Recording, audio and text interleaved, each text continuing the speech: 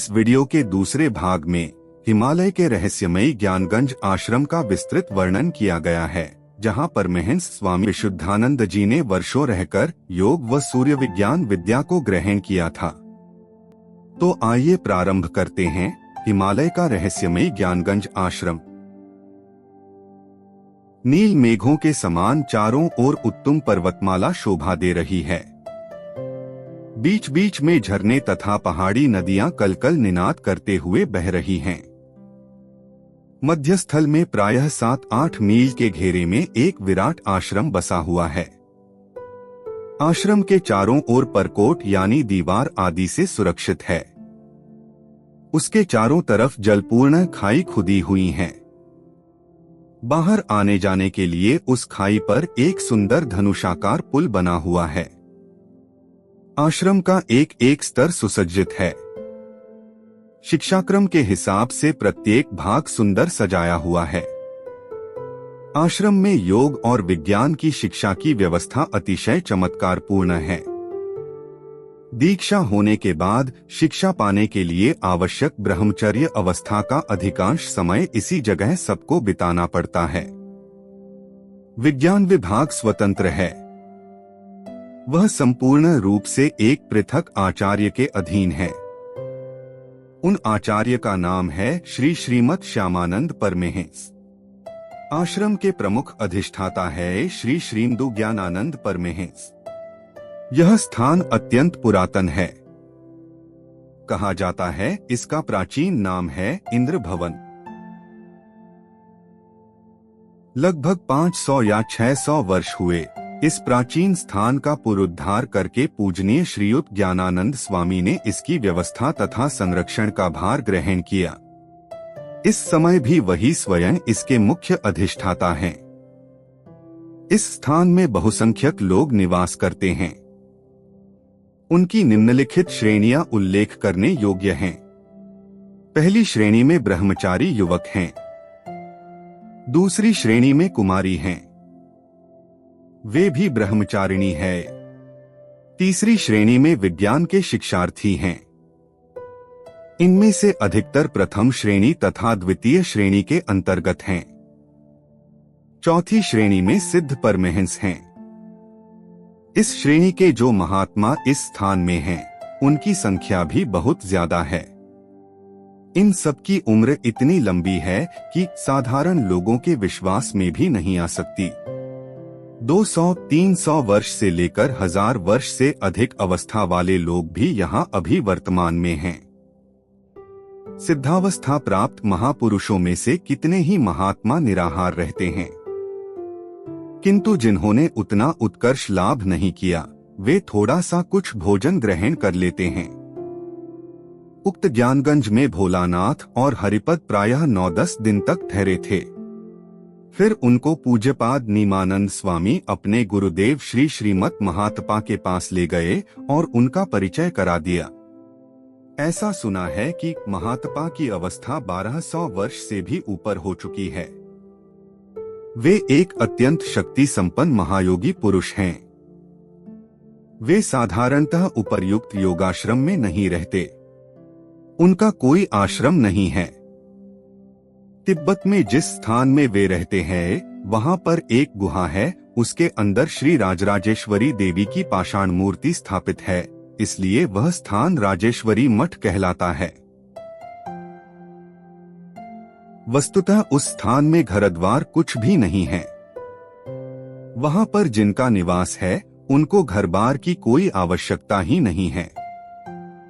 महर्षि महात्पा अधिकतर इसी स्थान में ठहरते हैं। कभी कभी योगाश्रम में आते हैं।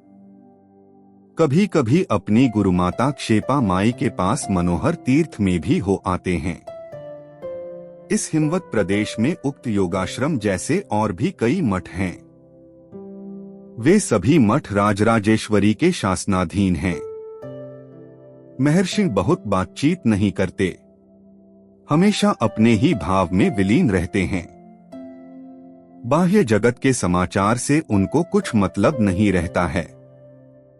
उनके प्रधान शिष्य श्री श्रीमद भृगुराम परमहंस देव ही सब मठों के प्रधान अधिष्ठाता और कार्यकर्ता हैं। वे ही परिदर्शक, नियामक और परीक्षक अर्थात सब कुछ हैं। ऊपर हमने परमहंस निमानंद, श्यामानंद और ज्ञानानंद की चर्चा की है। वे सब इन्हीं भृगुराज स्वामी के गुरु भाई हैं। इनमें भृगुराज स्वामी योगैश्वर्य में एकमेवाद्वितीय हैं।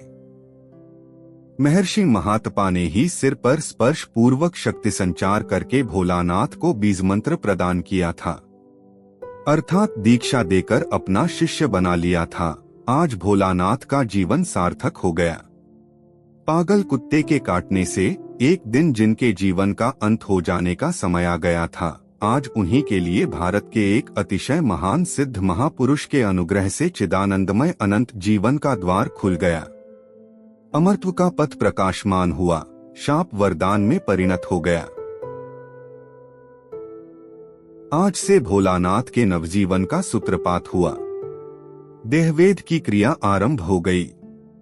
प्राकृत जीवन ने अपराकृत स्पर्शमणि के स्पर्शन से स्वर्ण में आभा धारण की। इतने दिन तक जो युवक असाधारण होने पर भी साधारण श्रेणी में ही गिना जाता था, वही आज गुरु कृपा से वास्तव में असाधारणता को प्राप्त हुआ। दीक्षा हो चुकने के पश्चात शिक्षा प्राप्त करने के लिए सारा दिन योगाश्रम में रहना पड़ता है। वहां की शिक्षा प्रणाली अति विचित्र है। परमहंस श्यामानंद के पास भोलानाथ सूर्य विज्ञान की शिक्षा पाते थे और परमहंस भृगुराज स्वामी उनको योग की शिक्षा देते थे। दोनों ही शिक्षा बहुत दीर्घकाल तक लेनी पड़ती है। अनेक वर्षों घोर परिश्रम, असीम धैर्य और अथक कर्तव्य पालन द्वारा भोलानाथ विज्ञान तथा योग उभय विद्याओं में पारंगत हो गए। विज्ञान का नाम सुनकर कोई यह न समझ ले कि पाश्चात्य विज्ञान की भांति यह विद्या भी जड़ विज्ञान की है। वस्तुतः जड़ कहने योग्य तो कोई पृथक वस्तु है ही नहीं। जिसको हम लोग साधारणतया जड़ कहते हैं, वह बिल्कुल जड़ नहीं है। विज्ञान शब्द का अर्थ है विशिष्ट ज्ञान, और इसी विज्ञान के विषय जड़ तथा चेतन दोनों ही हैं। सूर्य विज्ञान का केंद्र स्वरूप और प्रधान आश्रय है। अतः इस विज्ञान को सूर्य विज्ञान भी कहा जाता है। शास्त्र में लिखा है कि एक ऐसा पदार्थ है जिसका ज्ञान होने से सब विषयों का विज्ञान स्वतः अपने आप ही उपलब्ध हो जाता है। श्रुति का यह अनुशासन ब्रह्म विज्ञान के संबंध में कहा गया है।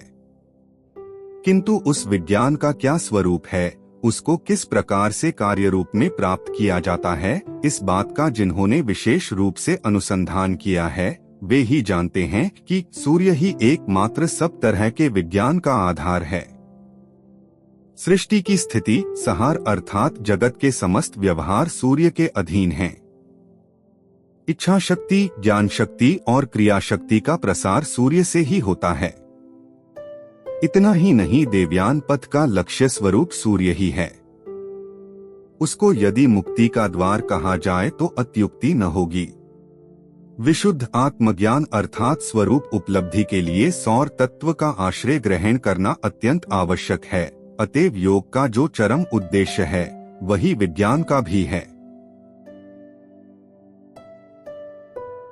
सूक्ष्म दृष्टि से निरीक्षण करने पर जाना जाता है कि विज्ञान भी एक प्रकार का महायोग है, एवं जिसको हम लोग योग कहते हैं, वह भी मूलतः विज्ञान के अतिरिक्त और कुछ नहीं है। दोनों में केवल प्रणाली का भेद है। अतएव साधन के पक्ष में दोनों ही समान रूप से आवश्यक हैं। योग पथ में विज्ञान और विज्ञान पथ में योग परम सहायक है। सूर्य विज्ञान आयत्त होने पर अन्यान्य विज्ञान, जो कि उसी के अंग हैं, सहज में ही आयत्त हो जाते हैं।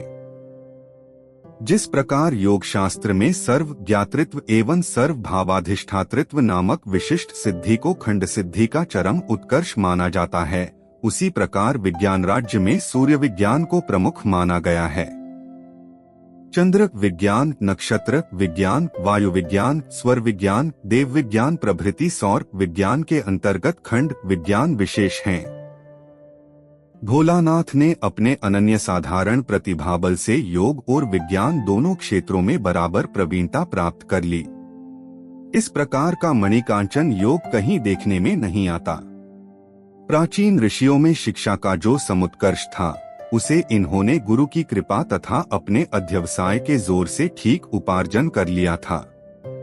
उसी के द्वारा वे जगत, जगदीश्वर एवं अनादि महाशक्ति का रहस्य प्रत्यक्ष करने में समर्थ हुए हैं।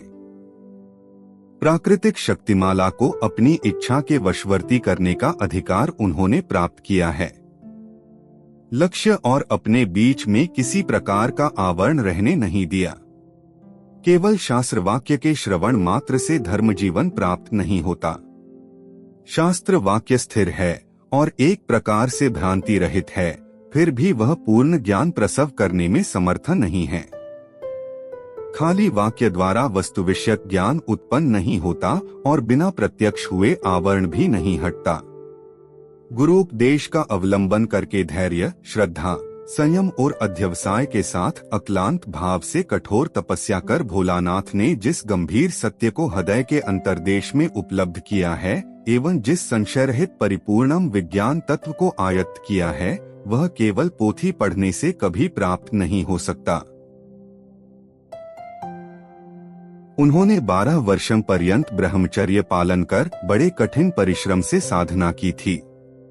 शिक्षा प्राप्ति के लिए बहुत काल तक हिमालय में रहकर अभ्यास के लिए अनेक स्थानों में पर्यटन किया। एक एक स्थान में दीर्घ समय तक रहकर तपस्या की थी। किसी जगह कोई संगी साथी होता तो कहीं कहीं कोई भी नहीं रहता था। कभी कभी उन्हें फलमूल खाकर रहना पड़ता था और कभी कभी वे भी नहीं मिलते थे। ऐसी दशा में कई दिन बिना आहार के ही बीतते थे। उस वीरान वन में गिरिगुहा, कंदराओं में सर्दी गर्मी सहते हैं, हिंसक पशुओं के विचरण के स्थानों में निष्प्राण हथेली में लेकर निवास करना पड़ता था। कहीं यदि मनुष्यों के गांव घर पास पड़ते तो वहां से भिक्षा संग्रह कर लाने का आदेश था, किंतु भिक्षा के लिए याचना करते रहने का नियम कदापि नहीं था। गृहस्थ के द्वार पर पहुंचकर खड़े होने पर भिक्षा पात्र देखकर यदि कोई स्वयं कुछ देता तो बहुत ठीक, फिर अन्यत्र जाने का कोई प्रयोजन नहीं था। भिक्षा चाहे अल्प मिले चाहे अधिक, जो कुछ भी मिल जाती उतने में ही संतुष्ट रहना पड़ता था।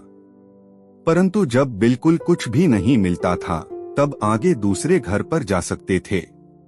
यदि उस द्वार पर भी कुछ न मिलता तो तीसरे घर के दरवाजे तक पहुंचने की अनुमति थी। परंतु वहां से भी यदि कुछ न पाया जाता तो आगे के लिए पुनः चेष्टा करना मना था। फिर उस दिन निराहार ही रहना होता था। यह सब कुछ केवल भगवान पर निर्भर रह सकने की शिक्षा के उद्देश्य से ही था। अहंकारवश हम लोग मान लेते हैं कि हम ही हैं कर्ता धर्ता, मानो हमारी व्यक्तिगत चेष्टा से ही सब कुछ हो जाता है। परंतु यह है भ्रांत धारणा। जो विराट शक्ति जगत के अंतर में रहकर अनन्य भाव से समग्र जगत का संचालन करती है, जिसके नियंत्रण से चंद्र, सूर्य, नक्षत्र, वायु, वरुण प्रभृति यावतीय पदार्थ अपने अपने निर्दिष्ट कर्म यथा नियम करते रहते हैं और तिल मात्र भी कर्तव्यच्युत नहीं हो सकते, जिसके मंगलमय विधान से संतान प्रसव के पूर्व ही उसके आहार के लिए माता के स्तनों में अमृत धारा की व्यवस्था हो जाती है, उसी विश्वजननी आनंदमयी महाशक्ति पर यदि निर्भर रह सके तो जीव को फिर चिंता ही किस बात की रह जाती है।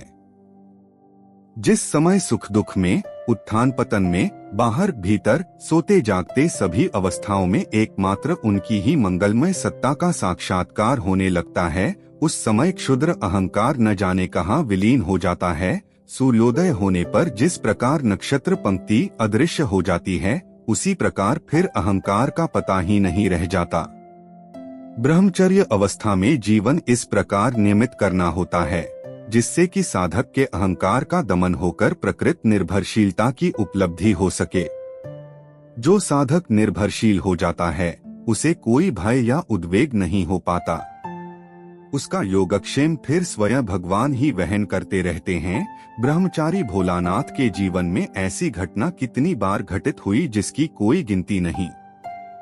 हमने स्वयं यानी उनके शिष्यपन शून्य गोपीनाथ कविराज उनके श्रीमुख से सुना है कि जब वे गिरनार में निवास करते थे उनको 3 दिन निराहार रहना पड़ा था।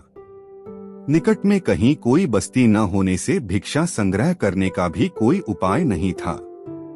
ब्रह्मचारी के लिए देह को रक्षा के हेतु बहुत उत्कट पुरुषार्थ में प्रवृत्त होने का निषेध है। अतएव दूर से भिक्षा मांग लाकर आहार प्राप्ति की चेष्टा न कर वे अपने इष्ट मंत्र का स्मरण करते करते एक गुहा के अंदर जाकर लेट गए। मन में लगने लगा कि अब इस बार के निराहार से देहपात अवश्यंभावी है, क्योंकि किसी पथिक के उधर अकस्मात आ निकलने की कोई संभावना नहीं थी। पथहीन भयावह निर्जन भूमि थी और वहां पर चारों ओर हिंसक जंतु निरंतर चलते फिरते रहते थे। यदि कोई भूला भटका मनुष्य कभी कारणवश उधर आ भी गया तो उससे भिक्षा मिलने की आशा व्यर्थ थी।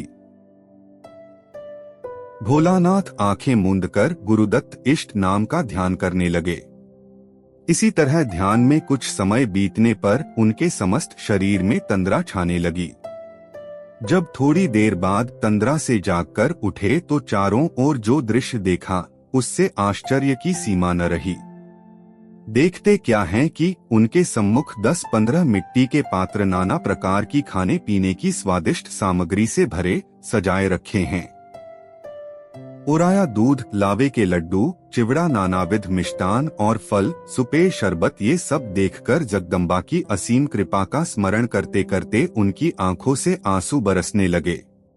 3 दिन निराहार पड़े रहे, इस बात का पता इस जगत के किसी भी व्यक्ति को नहीं था और न इसकी कोई संभावना ही थी।